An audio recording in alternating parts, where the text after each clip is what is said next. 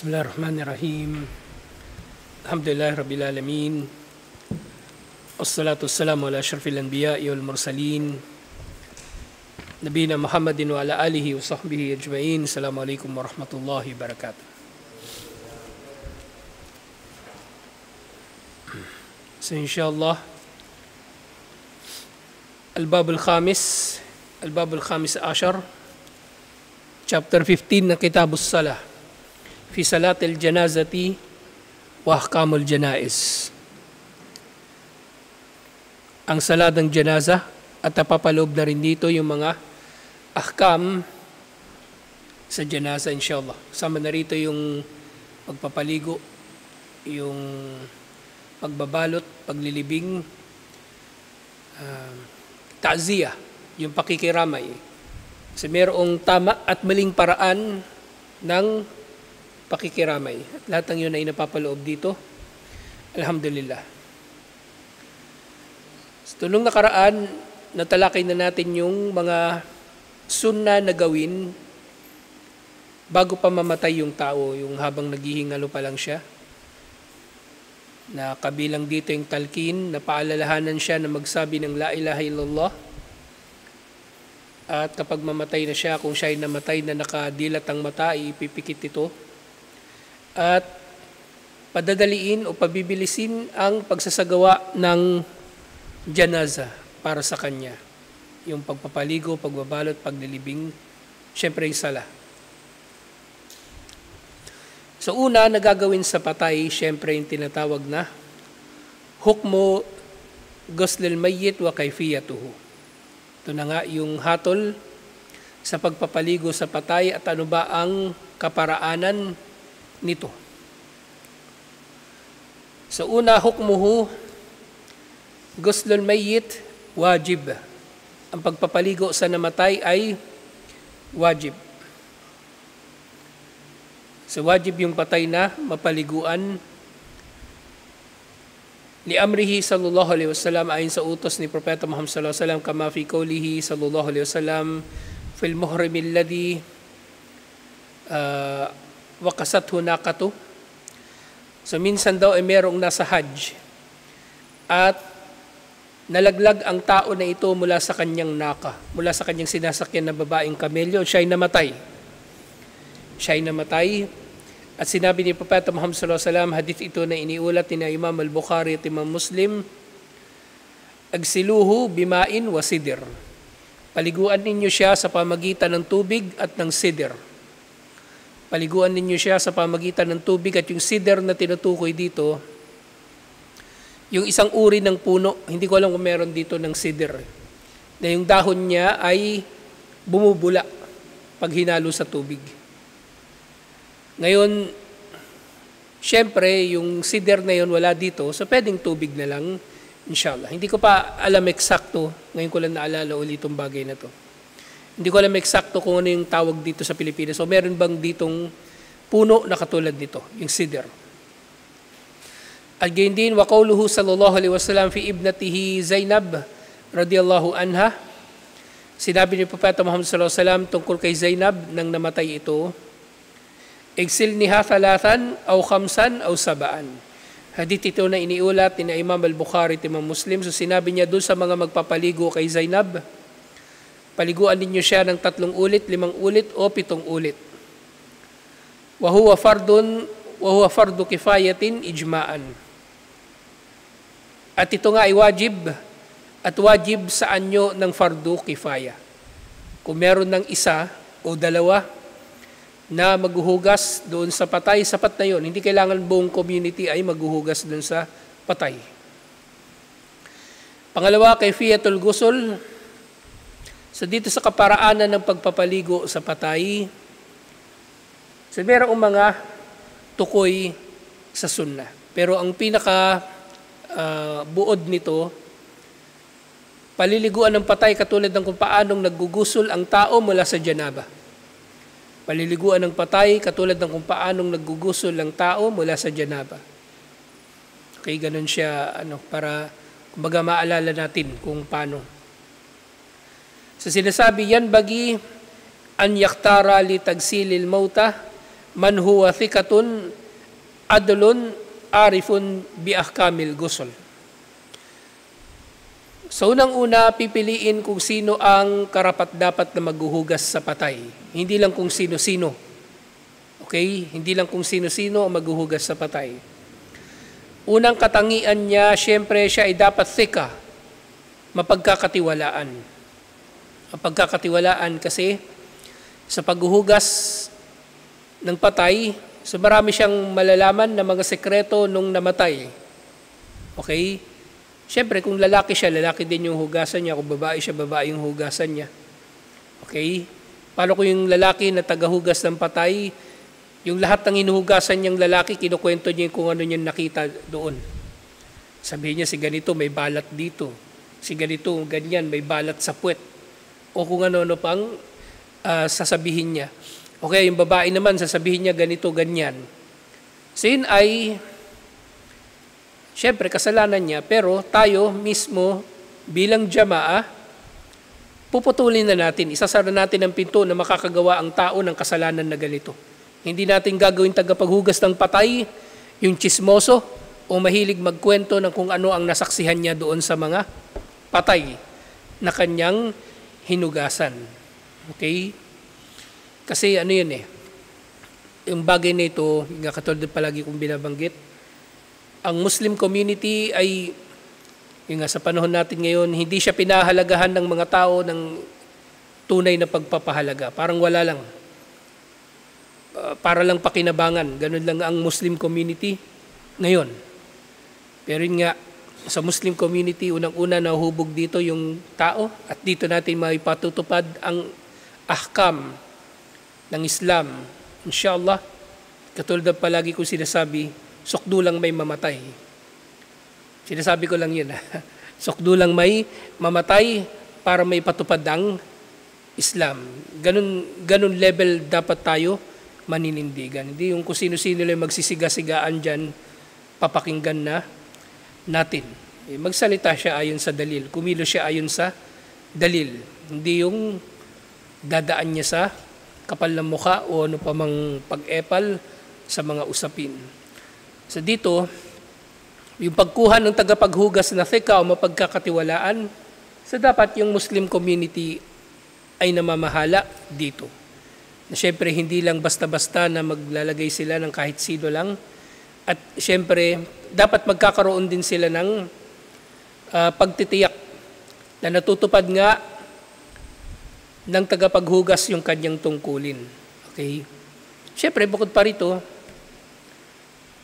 titiyakin ng Muslim community na naibibigay yung mga pangangailangan ng tagapaghugas. Mababanggit din yun dito kung ano yung mga kailangan. Ibig sabihin yung mga facility, mga ganun. So yung mga facility ng janasa, dapat ibibigay yun ng community, inshallah. So dapat siya yung mapagkakatiwalaan. Adlun, ibig sabihin makatarungan. Makatarungan, paano applicable dito yung makatarungan? Kasi baka yung tagapaghugas ng patay, kaaway niya yung hugasan niya. Tapos wala, wiwisik-wisikan niya lang yung tao, hindi niya hugasan ng maayos. So dapat ay makatarungan siya, inshallah, doon sa kanyang paghuhugas. Ibigay niya sa patay ang karapatan nito, katulad ng kung paanong marapat na ibigay natin ang karapatan ng buhay, inshallah. At syempre, arifu bi ahkami al-ghusl, at dapat alam niya ang mga hukom ng paghuhugas ng patay.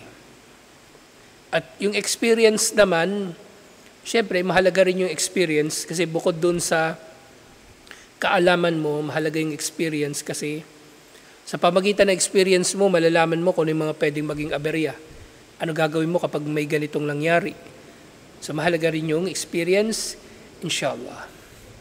Anyway, may mga ano naman may mga tao talaga na nagpakadalubhasa na sa paghuhugas ng patay. Yun din yung isa sa mga dahilan, ba't hindi ko na pinangahasan na maghugas ng patay? Doon sa mga pagkakataon dati na maghugas ng patay. Pero yung ano talaga, yung dito, yung anak ni Ahmad, namatay, siya pinaghugas ko hindi ako naghugas. Siya yung pinaghugas ko. Tinuturo ko lang sa kanya yung gagawin. So dapat alam niya yung mga hukom ng gusul. Wa yuqaddimu fit tagsili alwasi. Thumma al-aqrabu fal-aqrab. Ang pinakakarapat dapat, so bukod doon sa opisyal na tagapaghugas, yuqaddam fit tagsili alwasi. Pinakakarapat dapat na maghuhugas yung kanyang mga tagapagmana. Anak o asawa, kapatid, magulang, sila yun. Thumma al-aqrabu fal-aqrab. At iba pang mga tao na malapit sa kanya sa pagkakamag-anakan. Ito na nga, kalab, katulad ng tatay, waljad, yung lolo,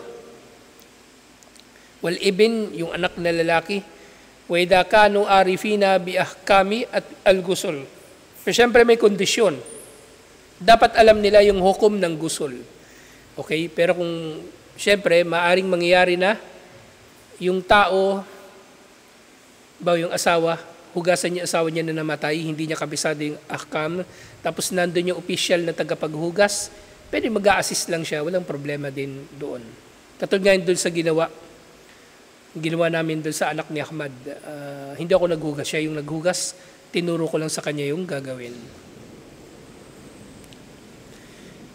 Wa illa kuddima gayruhum mimman huwa alimun bidalik. At kung wala namang kamag-anak na pwedeng maghugas o may gusto na maghugas, kasi alam mo, andyan nga yung mga malapit niyang kamag-anak pero ayaw talaga maghugas kasi iba-iba kasi yung tao eh. May mga tao na yung kumbaga hindi sila komportable sa ganung bagay. So maaring walang problema kung tatanggihan nila. Yung asawa, tatanggihan niya na hugasan yung asawa niya. Yung anak, tatanggihan niya na hugasan yung tatay niya. O yung nanay niya, yung magulang niya. Walang problema. Walang problema. So kung ganoon, kahit naroon pa yung malalapit na kamag-anak, pwede pa rin maghugas doon sa patay, yung sino man na marunong na maghugas ng patay, inshallah. Kahit sino. Kahit sino ay pwede. Ang mahalaga, mga katangian, 3, di ba? Mapagkakatiwalaan, makatarungan, at nakakaalam ng mga ahkam ng janaza. Yung yung mga pagkakamag-anakan, kabilang yun, pero kung wala talaga, mahalaga na doon yung 3 na naunang nabanggit. Warajulu yagsiluhu warajula yagsiluhu ar-rijal. Ang lalaking patay ay hugasan ng kalalakihan. At ito yung kalagayan ng kung halimbawang ang maghuhugas sa kanya ay ibang tao. O kahit kahit anak, kumbaga. Ang pwede lamang maghugas na babae na hugasan niya yung lalaki, yung asawa niya. Okay? Doon lang siya pwedeng mangyari. Pero sa iba pa, liban dito, ang lalaking patay ay huhugasan ng kalalakihan, wal mar'atu tagsiluha an-nisa. Wal mar'ata tagsiluha an-nisa, at ang babaeng patay ay paliliguan siya ng kababaihan. Actually, pareho silang tinatawag na janaza. Lalaki man yung patay o babae, pareho silang janaza. Dito nakalimutan ko yung tawag dito eh. Yung isim na pareho silang muannath, feminine, lalaki man o babae yung tao. Parang yung da'iya. Diba? Lalaki yung babae, da'iya. Pwedeng da'i, pero mas malawak gamitin yung da'iya. Sa janaza, lalaki man o babae yung patay, pareho lang. Janaza sila na tinatawag. Walikulli wahidin minaz zawjain tagzilul akhar farajulu yagsilu zawjatahu wal mar'atu tagsilu zawjaha. Sa bawat isa sa mag-asawa ay maaari nilang hugasan ang isa pa. Yung lalaki, pwede niyang hugasan yung kanyang asawa, at ang babae, pwede niya rin hugasan ang kanyang asawa. Walikulli minar rijali wan nisa tagsilul atfal duna sinnas sabi'ah. At kung bata naman yung namatay, mas mababa pa sa edad ng 7 taon, ibig sabihin mababa pa sa edad ng tamyiz, so kahit sino ay pwedeng magpaligo sa kanila, lalaki man o babae. Intindihan nyo? Kung 7 years old pa baba, lalaki man o babae, yung patay, pwedeng maghugas para sa kanila, maghugas sa kanila yung lalaki man o babae na tagapaghugas, walang problema. Kasi technically sa mga edad na ito, yung nga, wala pang tamiz at wala pa silang, kumbaga, wala pa silang muwang sa aura. Okay? Wala pa silang muwang sa aura o yung maselang bahagi ng katawan.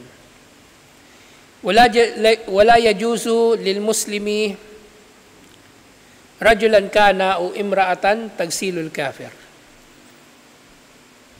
So hindi marapat para sa sinumang Muslim na lalaki o babae na maghuhugas siya ng bangkay ng patay, bangkay ng kuffar, ng hindi Muslim. Yung hindi Muslim kapag mamatay, hindi na natin sila huhugasan. Kahit pa sila ay, kumbaga, mamamayan ng isang bansang Muslim o nakatira sa isang pamayanan ng mga Muslim, hindi natin sila hugasan. Merong hindi Muslim sa Saudi Arabia, doon siya namatay, hindi siya hugasan. Dito may hindi Muslim nakatira, namatay, hindi rin natin siya huhugasan. Dahil ang wajib na hugasan ay ang Muslim, malinaw dito la yajuz. So ibig sabihin, hindi na tinukoy yung salitang haram, pero dahil binabanggit dito yung la yajuz, ganun din. Ipinagbabawal ang paghuhugas ng Muslim sa hindi Muslim. Wala hamlo janazatahu, wala takfinahu. So hindi natin bubuhatin yung kanyang bangkay at babalutin. Ang pagbuhat dito, ibig sabihin yung pagbuhat na katulad ng ginagawa sa janaza. Yung dadalhin siya sa pagkatapos siyang mapaliguan o bago mapaliguan at iba pa. So hindi natin kailangan gawin ito. So kung paanong hindi siya huhugasan, lahat ng iba pang gawain sa janaza, wala na. Hindi natin siya kailangan balutin din ng tela. Wala salatu alayhi. At hindi rin tayo magsasala, syempre para sa kanya, sa kanyang bangkay. Walau ka nakariban kal abi wal kahit pa ito ay malapit na kamag-anak. Walang anumang gawain sa janaza ang pwede nating gagawin para sa sino mang namatay na hindi Muslim, kahit pa ito ay malapit na kamag-anak katulad ng ama o ina. Wala tayong gagawin para sa kanila. Pero syempre, ang tinutukoy dito ay may kinalaman sa janaza. Naintindihan nyo? Kasi paano yan? Naalala ninyo, di ba? Pagkatapos ang labanan sa Badar, inilibing ng mga Muslim, sina Abu Jahal sa isang malaking hukay. So, ibig sabihin, binuhat nila yung mga bangkay. Hindi naman kasi yung janaza. Okay? Yun ay, kumbaga, paglilibing lang na hindi siya sa ritual ng mga Muslim o ritual ng Islam. So, binuhat lang yung patay. Merong namatay, bubuhatin natin, nadali natin sa ospital, walang problema doon. At itukoy dito na hamal, yung pagbubuhat, yung may kinalaman sa ritual ng janaza. Okay? Yun ang pinagkaiba dito. Kasi baka mali na naman maintindihan. Isipin ng Muslim, bawal siyang bumuhat nung nasagasaan na kupar para dadalhin sana sa ospital para baka buhay pa o mabuhay pa. So pwede. Pero hindi sa intensyon na ito ay janaza. Hindi sa intensyon na ito ay janaza. Janaza ay para lamang sa Muslim. At sumunod, وَيَشْتَرَطْ أَنْ يَكُونَ الْمَاءُ الَّذِي يَغْسِلُ بِهِ الْمَيِّتَ طَهُورًا مُبَاحًا. Kondisyon, at syempre pinagdidiin ng kondisyon ito, na ang tubig na gagamitin para sa paghuhugas ng patay ay tahur at mubah. Tahur, ibig sabihin tahir. Ano ibig sabihin ng tahir? Walang najis, walang najasa, walang ihi, walang dumi, o ano pa mang babago sa katangian nito. Sa kulay, sa amoy, o ano nito, kumbaga, ano pa ba yung magbabago? Amoy ng tubig. Okay? So dapat tahur. Yung mubah na tinutukoy dito, mubah. Ibig sabihin hindi nakaw. Hindi nakaw na tubig. At ito isang bagay na dapat natin na sa banal na hihigpitan o kumbaga sa ating mga sarili lalo na. May brother minsan nagtanong, paano yan daw negosyo nila na pares? Meron din silang pupwestuhan, yung kariton nila may pupwestuhan, pero kailangan nila ng kuryente. Meron silang sasaksakan ng kuryente, magbabayad sila doon, kaso jumper yung kuryente nung sasaksakan nila. Sabi ko ganun din, pareho lang, alam nyo naman palang nakaw ba't pa kayo makikikabit doon? Hindi magiging mubah yung kuryente na yun. Yun yung magiging haram. Kaya mas mainam na, wag na sila pumwesto. Humanap sila ng pagkakabitan ng kuryente na halal, inshallah. Yung hindi nakaw. Kaya di ba natalakay na natin sa tahara, yung tubig na ginamit sa wudu at gusul na nakaw ay hindi nakakapagpadalisay. Okay? Yung tubig na ninakaw na ginamit sa wudu o gusul ay hindi nagpapadalisay sa tao. Hindi nagiging dahilan na siya ay makabalik sa tahara mula sa hadath dahil hindi mo ba yung kanyang tubig. Dahil hindi mo ba ang kanyang tubig. At sumunod sinabi, wahanyag sila fi makanin mastur. So ito isa pa. So dapat yung bangkay ay huhugasan sa isang lugar na mastur. Mastur, ibig sabihin natatakpan. Merong privacy. Hindi nadadaan-daanan ng mga tao na maaaring titingnan-tingnan sila ng mga tao doon, may mag-uusyoso, may hinugasan na patay, buong barangay nandito na, pati taga-Kilat, taga-Mamling, nandito na lahat. So dapat natatakpan. Okay? Katulad ng kung paanong dapat mapagkakatiwalaan at makatarungan yung tagapaghugas. So dapat merong facility na ipoprovide nga ang jamaah na mastur o private yung lugar na kung saan huhugasan ang janaza, inshallah. At mahalaga ito na nang sa gayon ay hindi malalabag yung karapatan ng patay na dapat natin pahalagahan katulad ng kung paano natin pinahalagahan ang kanyang karapatan nung siya ay buhay pa. At yun din, wala yan bagi huduru man la alaqata lahu bitagsilil mayyit. So hindi pwedeng nandoon sa lugar ng pinaghuhugasan ng patay ang sino man na wala naman siyang kinalaman sa paghuhugas ng patay. Intindihan nyo? Kahit kamag-anak pa yun, o tatay, nanay, wala naman siyang itutulong doon sa paghuhugas ng patay, nandun lang siya mag-uusyoso. Ang masama, vlogger pa. Nandun, vlogger, o pinibidyohan pa yung yung hinuhugasan na patay. Hindi dapat. So dapat ang gawain na yun ay private, pribado, at walang mga tao doon na wala namang kinalaman sa paghuhugas sa patay. Kahit pa malapit silang kamag-anak. Okay, anak, tatay, o ano pa man, na hindi naman sila talaga yung maghuhugas tapos nandun sila, wala naman silang ginagawa doon, wag na silang papasukin. Yung mga maghuhugas lang ng patay ang dapat na naroroon. Ngayon, kung nandun, halimbawa, para mag-aral kung paano hinuhugasan yung patay, maaring mapahintulutan yun inshallah. Yung nag-aaral kung paano hugasan ng patay, pwede. Maaring mapahintulutan inshallah. Pero yung iba pa, liban sa kanila, wala na. Walang dahilan para tumambay sila sa loob ng lugar kung saan naroon ng paghuhugas ng patay. At ngayon, sifatul gusul, ang paraan ng paghuhugas, hiya an yada'ahu ala sariri gaslihi. Ilalagay ang bangkay, ang janaza, sa sarir o higaan na paghuhugasan sa kanya.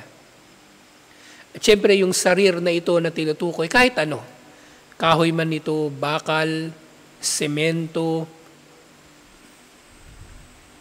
mataas man ito, ibig sabihin elevated, yung katulad na nandyan sa baba, yung pending natin na janaza, o mababa, walang problema. Kung ano yung kaya ng mga tao, inshallah. Thumma yasturu awratahu. Yasturu awratahu, tatakpan ng kanyang aura, ng tela, o trapal, o ano pa mang pwede ipantakip. Kasi maaring yung patay, halimbawa, syempre, dadalhin yung patay na maaring nakadamit pa siya. yung damit na suot niya nang siya ay namatay. Maring damit ito sa ospital o yung damit niya nung naglalakad siya, nasagasaan siya ng truck, namatay siya. So, tatakpan na yon ng pantakip. Thumma yujriduhu min thiyabihi. At pagkatapos ay tatanggalin yung kanyang damit. Okay, so sa pagtatanggal pa lang ng damit ay hindi na dapat makikita yung kanyang aura. Kumbaga natatakpan na yung kanyang katawan. Wayuwarihi anil uyuni fi hujratin aw nahwiha. At dapat na ang janasa na ito ay tatakpan o ikukubli mula sa pagtingin ng mga tao sa isang kwarto o iba pang katulad nito. Yung nga katulad nung bilanggit kanina, na dapat ito ay makanon mastur. Thumma yarfa'ul ghasil ra'sal mayyit ila karbi julusihi. At pagkatapos, pag nahubad na yung lahat ng damit nung namatay, pero syempre yung mga sunod na mababanggit dito, linawin natin ha. Gagawin ito ayon sa kung ano yung kayang gawin ng tagapaghugas. Kasi iba-iba yung iba-iba yung kalagayan ng mga bangkay. Katulad na nabanggit ko dati, di ba? Mga ilang minuto matapos mamatay yung tao, mangyayari yung rigor mortis, maninigas na siya. At iba-iba yung pagtigas ng katawan ng tao. Merong matigas talaga sin buong buo yung buong katawan niya. Hindi mo na maangat yung ulo. Liban na lang naaangat din pati yung balakang niya kasi ganun tumigas yung kanyang katawan. Kasi dito sabi, pagka natanggal na yung damit, iaangat ng tagapaghugas yung ulo niya sa pataas na posisyon na halos nakaupo na yung janaza. Parang nakaupo na siya. Hindi naman talaga nakatayo na pag ganun, nakaganon lang mga 30 degrees. So ganun. Pero ito nga gagawin ayon sa kakayanan nung janaza. Kung ano yung pwedeng magawa sa kanya. Tapos syempre, isa ring consideration dito, maaring yung bangkay ay nasa advanced stages na ng decomposition. Maaring halimbawa, merong nahulog sa bangin. Tas ilang oras pa o ilang araw pa siya bago na recover doon sa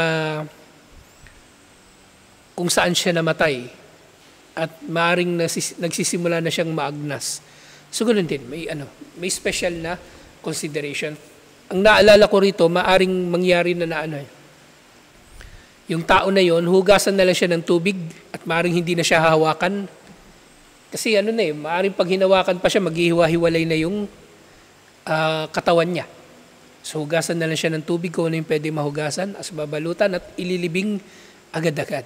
Kung nasa advanced stages na siya ng decomposition. At syempre kung halimbawa yung namatay nasunog, so ganoon din, delicate na rin yung katawan nun. So hindi na magagawa sa kanya yung mga mababanggit dito. Hindi na magagawa sa kanya yung mga mababanggit dito. At gayon din yung halimbawa yung nagkagutay-gutay yung katawan, halimbawa yung nasabugan at iba pang tulad nito. Babalik ito lahat doon sa kung ano lang yung kakayanan natin na magawa doon sa janasa. Sa pinakamalapit na paraan ng pagpapaligo sa kanya ayon sa sunnah. So nililinaw ko ito kasi dapat aware ang tao sa bagay na ito. Kasi iba-iba ang kalagayan ng mga bangkay. Iba-iba ang kalagayan ng mga bangkay. So merong bangkay na maaring magagawa ito at maaring meron naman na hindi na. Maaring meron na hindi na. So itataas na yung ulo niya hanggang sa posisyon na medyo nakaupo na siya. Summa, yumarriru biyadihi ala batnihi wa biasrihi. Didiinan nung tagapaghugas yung bandang tiyan nung janaza. Thumma yunaddifu al-makhrajain. At pagkatapos ay lilinisin niya kung meron mang lalabas doon na dumi o wala, bawa sa puwet o doon sa ari, hugasan niya yun. Yun yung tinutukoy dito na makhrajain. Hugasan niya. Pero syempre sa kanyang paghugas, ngayon naman may tubig naman na pressurized, di ba? So yun yung magandang pangjanasa. Pero kung tabo, so iwisik mo doon yung tubig, pero hindi mo yun nahawakan. Okay? Hindi hawakan ng tagapaghugas yung maselang bahagi ng katawan ng patay. Okay? Hindi nga pwedeng makita, di ba? At mas lalong hindi pwedeng hahawakan. Sunod, wa yunajji al-mayyit fayagsilu ma'al al-makhrajain min najasatin. At yun nga, uhugasan yung makhrajain na yun, yung ari niya at yung puwet niya kung mayroong manglalabas dito na dumi. Wadalika bilaffi kharka ala yadihi. Ngayon kung kailangan mang gamitan niya ng basahan, pwede. Meron siyang basahan na hawak at ngayon meron namang guantes, di ba? So pwede niya rin gawin iyon. Thumma yanwi al-ghusl. Yung naghuhugas, siya mismo ang mag-iintensyon ng ghusl. Siya mag-iintensyon na magpapaligo siya ng patay. Alangan naman yung patay. So yung magpapaligo, yung mag-iintensyon ng ghusl. Wa yusammi, anong ibig sabihin niyo yusammi? Ha? Ano? Yusammi. Hindi samma, yusammi. Tasmiyatan. Bismillah. Pagsasabi ng Bismillah. So pagkatapos mo mag-intensyon, yusammi, magsabi na siya ng Bismillah. Ano ba ito? Yudi'ahu wa yuwaddi'uhu kawudu'is sala. At gagawan ito ng gagawan ito ng wudu katulad ng wudu sa sala. So yung katulad ng banggit ko kanina, para hindi kayo malilito kung halimbawa wala talaga ibang maghuhugas sa patay, kung paano maggusol yung buhay, ganun mo huhugasan yung patay. At paano ba naggugusol yung buhay? Ginagawa mo na yung wudu. Okay? So gagawin niya yung wudu dun sa patay. Illa fil madmada wal istinsyak. Liban na lang sa pagpapamumog at pagpapasinghot ng tubig. Hindi mo na mapapamumog o mapapasinghot ng tubig, syempre yung patay. Okay? Fayakfi almas alalfami wal amf. Sapat na yung basa mong kamay, ipupunas mo na lang sa ilong at sa bibig ng patay. Thumma yagsilu ra'sahu wa lahiyatahu bima'is sidr. At pagkatapos huhugasan yung ulo, ito na nga yung gusul, di ba? Yung gusul ng janaba, ito na yun. Pagkatapos magudo, ihuli mo yung paa, iwan mo muna yung paa, at magbubuhos ka na ng tubig sa ulo mo, so ganun din yung patay. Bubuhusan ng tubig sa kanyang ulo at hanggat maaari may sidr. O sabon, so pwede rin may sabon. Okay, so katulad na binanggit ko kanina, yung sidr, kapag hinalo sa tubig yung dahon nun, parang mabula at mas malilinis yung katawan. Kung sabon, haluan ng konting sabon yung tubig, pwede. Wag lang yung sobrang daming sabon, yung pang car wash. Hindi na, yung mild lang na sabon, inshallah. O gayra dalik, at iba pang tulad nito.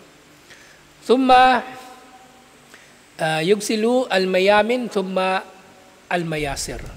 At pagkatapos, aning sunod sa gusul, pagka nabuhusan yung ulo, papaliguan mo yung kanan, tapos yung kaliwa. So, ganoon din sa patay.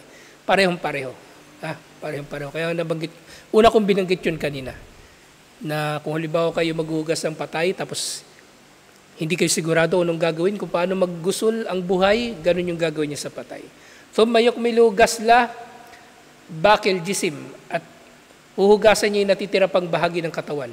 Ang natitira na lang na bahagi ng katawan dito, syempre yung mga binti, yung paa, yun na yung kanyang iuhuli, insyaallah.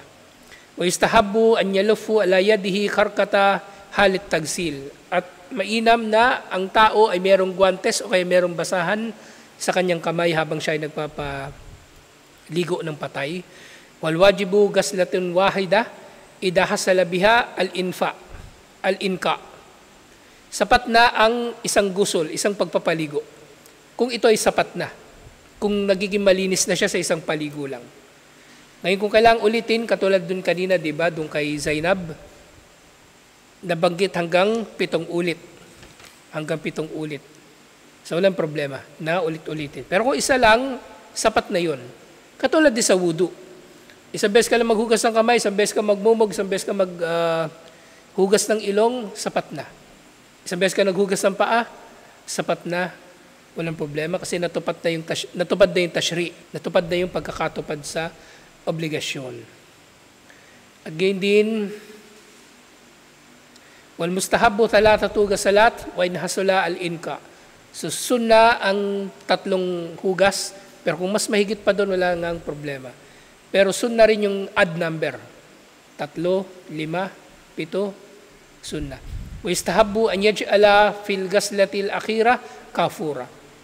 Sunna rin na maglagay ng kafur sa dulo na pagpapaligo. Yung tubig hahaluan ng camphor. So yung iba nilalagay nila mothballs, pero yung camphor parang ganun din yung amoy. Pero kahit wala yun, walang problema. Thumma yun siya full mayit, at pagkatapos ito ay patutuyuin ang katawan ng patay. So, pupunasan din siya ng towel. Wa yazilu anhu ma yushra izalatuhu min al-adhafir wash-shu'ur. At tatanggalin yung puputulan din siya ng kuko o ano pa mang mahabang buhok. Pero syempre, ito ay sunnah. Pero hindi napapakialaman syempre yung kanyang maselang bahagi ng katawan. Okay? Yudpiru sha'r al-mar'a. At kung kaya pa ay ititirentas o itatali yung buhok ng babae. Wa yasdulu min wara'iha. At ito ay ilalagay sa kanyang likod, yung buhok niya. Wa idha ta'addara ghasl al-mayyit li adami wujudil ma'. At kung walang tubig, o kana makta al-jisim biharakin wa nahwihi. At kung halimbawa, may mga putol na bahagi ng katawan yung bangkay, fa innahu yuyammamu bit-turab.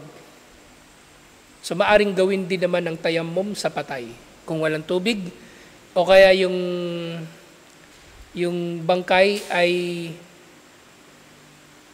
napinsala dahil sa sunog, o kaya nagkahiwa-hiwala yung kanyang bahagi ng katawan. Nasagasaan ng tren o nasabugan, so ganun, tayammum. Kung makita mo yung ulo, di tayammum mo yung kanyang mukha. Pero wala na, kung ano yung pwedeng magawa. Nakita mo yung isang kamay, yun na lang, inshallah. Kung ano na yung pwedeng gagawin. At panghuli, wa istahabbu liman ghasala maytan an yagtasil ba'da tagsilihi. At sunna ito kasi yung ibang mga nagsasabi ito raw ay wajib, pero pinakamalapit ito ay sunna na maligo, maggusul ang nagpaligo ng patay. So matapos kang magpaligo ng patay, sunna na ikaw ay maligo rin inshallah bago ka magsala at iba pang katulad dito. So tutuloy natin ito next week inshallah. Marami pang tatalakayin dito. So katulad yung nabanggit ko kanina. Hanggang dito na lang. Assalamualaikum warahmatullahi wabarakatuh.